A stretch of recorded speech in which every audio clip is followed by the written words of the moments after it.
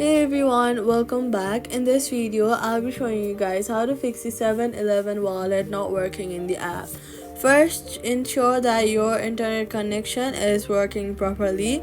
Next, make sure your payment method is added correctly in the wallet section. If the card information is incorrect or expired, the wallet may not work.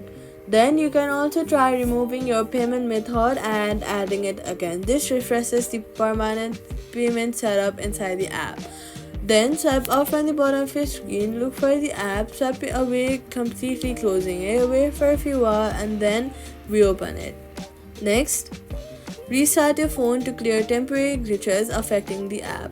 Also, head over to your App Store or your Play Store, search for the app and make sure that the app is updated to the latest version, as updates can often fix payment and wallet issues.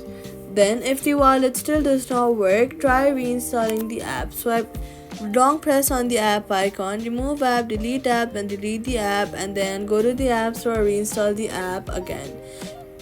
That's how you fix the 7-Eleven wallet not working. If this video helped, do not forget to subscribe.